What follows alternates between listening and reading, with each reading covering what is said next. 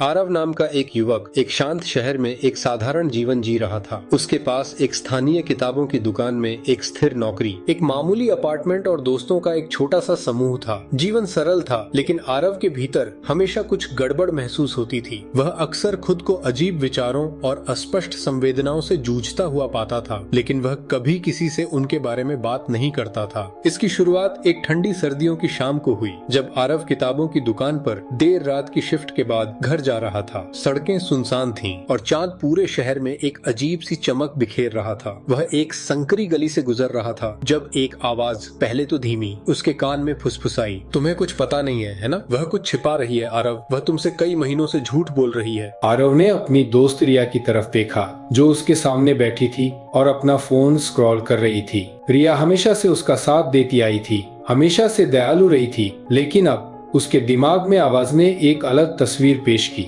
यह आवाज उसके छिपे हुए अफेयर्स, विश्वासघात और उन रहस्यों के बारे में थी जो उसने उससे छिपाए थे। आरव ने अपना सिर हिलाया, इस विचार को अनदेखा करने की कोशिश करते हुए, लेकिन फिर यह फिर से आया। तुम्हारा बॉस वह पैसे का गबन कर रहा है। तुम ही एकमात्र हो जो नहीं जानती। आरव की आंखें चौड़ी हो गईं। किताबों की दुकान में उसके बॉस मिस्टर कपूर हमेशा से आरव के जीवन में एक भरोसेमंद व्यक्ति रहे थे, लेकिन अब संदेह ने उसके दिमाग को घेर लिया।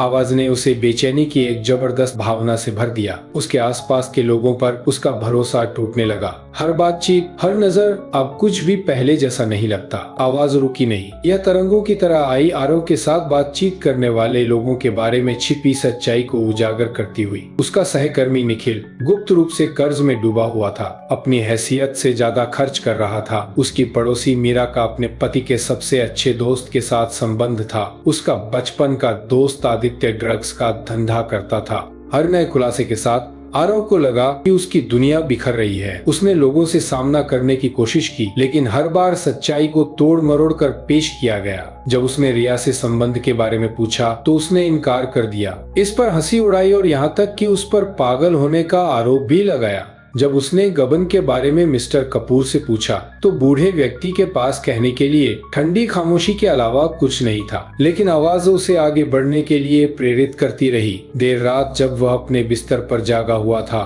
तो यह आवाज उसके कान में फुसफुसाती रही और उसे और भी ज्यादा काले रहस्यों से परेशान करती रही। वे सभी अपने झूठ की कीमत चुकाने के हकदार हैं। आरव, तुम्हें पता है कि तुम्हें क्या करना चाहिए। यही वो क्षण था जब प्रतिशोध का बीज बोया गया था। आरव ठंडा होता गया और ज्यादा दूर होता गया, क्योंकि आवाजें उसे एक ऐसे रास्ते पर ले गईं जिसकी उसने पहले कभी कल्पना भी नहीं की थी। एक समय का दयालु व्यक्ति बदला लेने के विचार से ग्रस्त होकर अपने पूर्व स्वरूप की छाया बन गया। उसे अपने सीने में सच्चाई का भार महसूस होने लगा, एक असहनीय बोझ जिसे कोई और नहीं जानता था। एक दिन आवाज फिर से बोली, उसका स्वर और भी आग्रहपूर्ण था। आदित्य तुम्हें धोखा देने की योजना बना रहा है।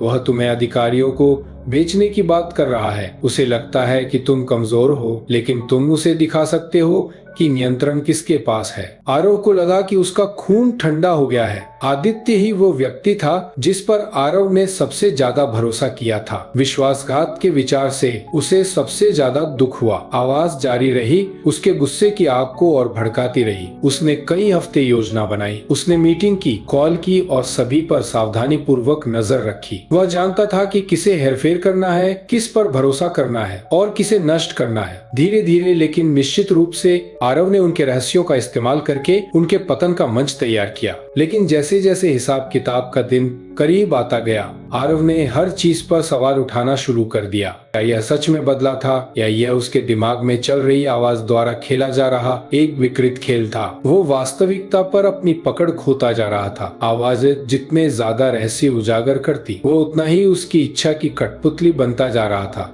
आवाज उसे नियंत्रित कर रही थी, उसे और भी ज्यादा अंधेरे में धकेल रही थी, जब तक कि बदला लेना ही एकमात्र विकल्प नहीं रह गया।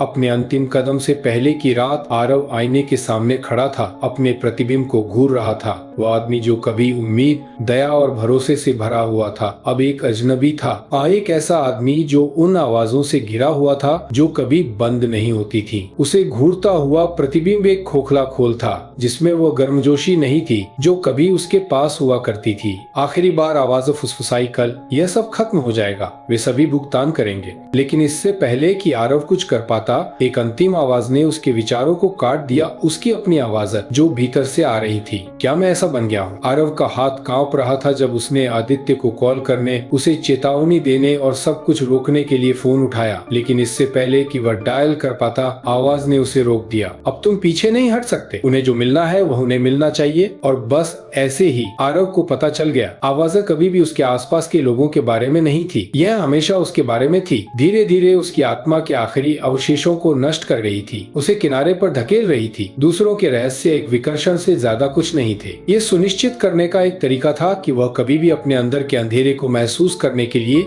इतनी गहराई से न देखे। आरव ने फोन रख दिया, वह शीशे से पीछे हट गया और अपनी आंखें बंद कर ली। आखिरकार सच्चाई सुनी आवाज कभी भी बदला लेने के बारे में नहीं थी, यह उसके बारे में थी और अब उसे अपने पापों का भुगतान करना होगा।